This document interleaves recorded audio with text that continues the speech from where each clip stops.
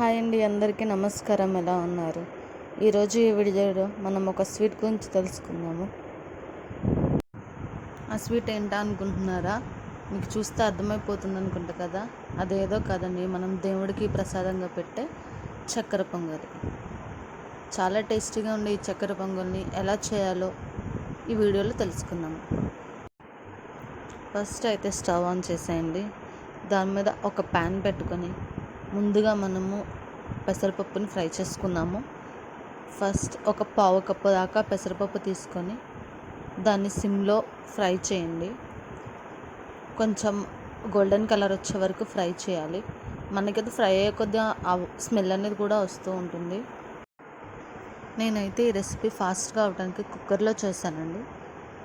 మీరు సేమ్ ప్రొసీజర్ని కుక్కర్లో అయినా చేయొచ్చు, లేదు అనుకుంటే కనుక నార్మల్ గిన్నెలో అయినా చేయొచ్చు. సేమ్ ప్రొసీజర్ ఫాలో అవ్వచ్చు.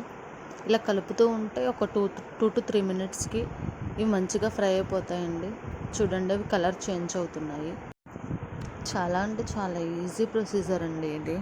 మనకు ఏది ఎంత వేసుకోవాలని తెలిస్తే చాలా క్విక్గా ఈజీగా చేసేయచ్చు.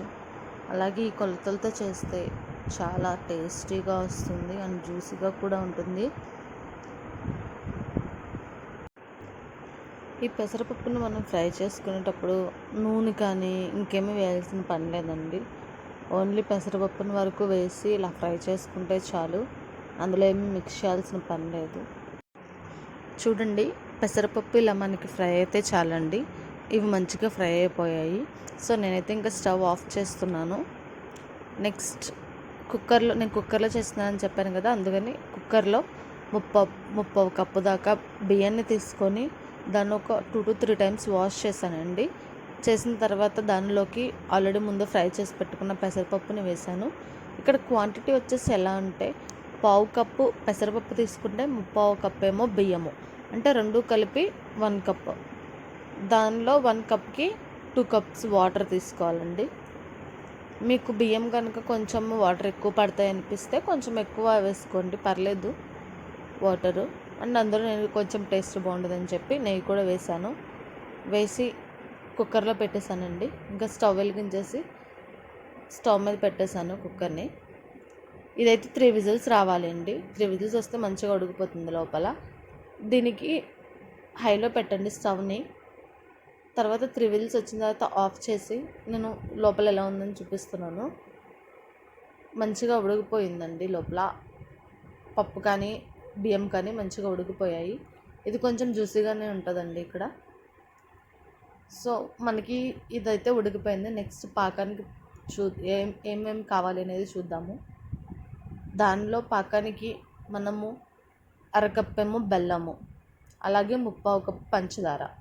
మీకు బెల్లం ఎక్కువ కావాలి అనిపిస్తే కనుక ముప్పావు కప్పు దాకా బెల్లము, అరకప్పు దాకా పంచదార వేసుకోండి. వేసుకొని ఒక హాఫ్ కప్పు వాటర్ పోసుకుంటే చాలండి. వాటర్ మరి ఎక్కువేం అవసరం లేదు. ఒక హాఫ్ కప్ పోసుకోండి వాటర్. ఇక్కడ 2 కలిపి క్వాంటిటీ బెల్లమును పంచదార కలిపి 1.5 కప్పు వచ్చిందండి. మీకు ఏది ఎక్కువ కావాలనిపిస్తే అది వేసుకోండి. దీనికి పాకంలాగా పట్టాల్సిన పని ఏమీ లేదు. బెల్లము పంచదార కరిగిపోయి ఒక 2 పొంగులు వస్తే చాలండి. ఇలా వడపోసుకున్నాను, ఎందుకంటే దాని లోపల చాలా నలకలు అనిపించాయి నాకు బెల్లానికి. సో అందుకని చెప్పి నేను పోసుకున్నాను. నెక్స్ట్ ఈ కన్సిస్టెన్సీని పాకం మొత్తము ఆ రైస్కి పట్టేలాగా ఒక 5 నిమిషాలు స్టవ్ మీద ఉంచండి. నెక్స్ట్ డ్రై ఫ్రూట్స్ని ఫ్రై చేసుకుందామండి. ఇందులో ఖచ్చితంగా ఎండు కొబ్బరి అయితే వేయండి. అసలు ఈ చక్కెర పొంగల్లోకి ఎండు కొబ్బరి టేస్టే చాలా బాగుంటుంది. ఇక్కడ నేను ఎండు కొబ్బరి, జీడిపప్పు, అలాగే అందులో కిస్మిస్ కూడా వేసి ఫ్రై చేశానండి. కిస్మిస్ కొంచెము, జీడిపప్పును, ఎండు కొబ్బరి కొంచెం ఫ్రై అయిన తర్వాత వేయండి, ఎందుకంటే అవి ఫాస్ట్గా ఫ్రై అయిపోతాయి కాబట్టి. సో నేను ఇలాగే 3 కలిపి ఫ్రై చేసుకుంటున్నాను ఇక్కడ. చూడండి, అవైతే మంచిగా ఫ్రై అయిపోయాయి. సో ఫ్రై అయిపోయిన దీన్ని తీసుకెళ్ళి ముందుగా ఉడకపెట్టుకొని పాకం కలుపుకున్న దానిలోకి, ఈ కన్సిస్టెన్సీలోకి మొత్తం మిక్స్ చేసేద్దాం డ్రై ఫ్రూట్స్ని కూడా. సో మొత్తం కలిపేసిన తర్వాత లాస్ట్లో మళ్ళీ కొంచెం నెయ్యి వేసుకోండి. అలాగే కొంచెము యాలకుల పొడి ఉంటే పచ్చికర్పూరం కూడా వేసుకొని మొత్తం మిక్స్ చేశాక ఫైనల్గా ఇలా వస్తుంది.